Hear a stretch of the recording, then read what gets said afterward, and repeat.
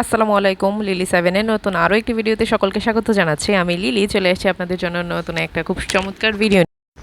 তো আজকে আমি একটু বাহিরে যাচ্ছিলাম মূলত হচ্ছে আমার কিছু কেনাকাটা ছিল আমার উদ্যোগের জন্য এবং আমার নিজের কিছু ড্রেসের জন্য।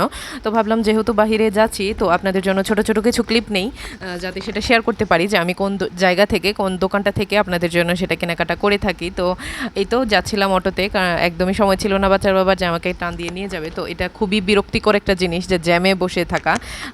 মিনিমাম আমার বাসাটা যেহেতু মার্কেট থেকে অনেকটা দূরে, তো আমার 1 থেকে 1.5 ঘন্টা লেগেছে এই জ্যামে বসে বসে যেতে।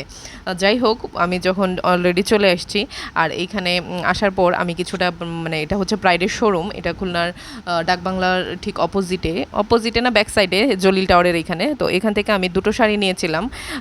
আসলে প্রাইডের শাড়িগুলি মানে অ্যাজ ইউজুয়াল আমাদের মা চাচিরা যে শাড়িগুলি পরে সেটা কিন্তু কটন কাপড়, খুবই কমফোর্টেবল ফিল করে।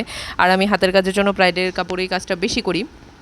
ওখান থেকে দুটো শাড়ি নিয়ে চলে আসছে। আমার মানে নিজস্ব কিছু লেস টেস কিনতে হইতো বা আবার হচ্ছে রাবার নিতে হইতো, তার জন্য খুব সুন্দর সুন্দর কিছু লেস মানে দেখতেছিলাম। দেখে মানে এত লেস দেখে মাথা একদম এলোমেলো হয়ে যায় যে কোনটা রেখে কোনটা নেব। এই যে প্রথমে যে সাদা লেসটা ছিল এটা দেখে, আর আরেকটা হচ্ছে ওয়েবসাইটে পিঙ্ক কালার একটা লেস দেখতেছিলাম। তো দুটো দেখে আমার মানে কনফিউশন যে কোনটা দিলে ভালো হবে। তো আমি এখানে যে শাড়িটাতে লেসটা দিব এটা হচ্ছে বেগুনি কালার একটা শাড়ি, তার জন্য আমি সিলেক্ট করতেছিলাম যে এখানে আমি হচ্ছে সাদা কালারটাই বেশি বেশি ভালো লাগবে। তার জন্য হচ্ছে আমি এখান থেকে প্রায় 10 থেকে 12 গজ লেস নিয়েছি।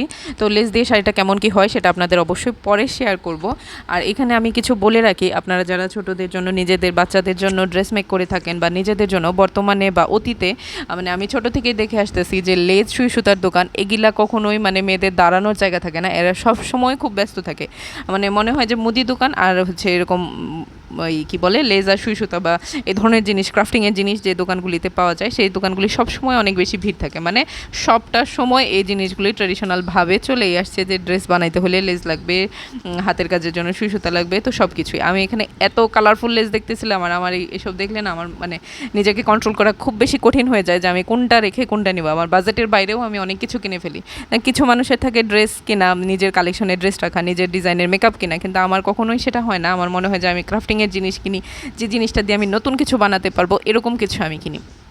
তো আপনারা যদি চান এখানে এসে কিন্তু নিতে পারেন। আর এটা হচ্ছে রেলওয়ে মার্কেটের একটা দোকান। তা আমি সেটার অ্যাড্রেস লোকেশনটা দিচ্ছি না, তবে ভাইয়ারা খুবই কম প্রাইসে দিয়েছে অন্য দোকানের তুলনায়। তো আমি তাদের পারমিশন নিয়ে তারা যদি বলে বা আপনাদের কারো যদি জানার প্রয়োজন হয় অবশ্যই কমেন্টে এবং আমার ডেসক্রিপশন বক্সে লিঙ্ক দেওয়া থাকবে, আমার পেজের হোয়াটসঅ্যাপ নাম্বার দেওয়া থাকবে, আপনারা যোগাযোগ করতে পারেন। আমি দোকানটার নাম লোকেশন সম্পূর্ণ দিয়ে দিব, ঠিক আছে? তো কী কিনেছি সেটা পরবর্তী একটা ভিডিওতে দেখাবো। আজকের মতো বিদায় নিচ্ছি। লিলি 7 এর সাথেই থাকবেন, সকলে সুস্থ থাকবেন। আল্লাহ হাফেজ।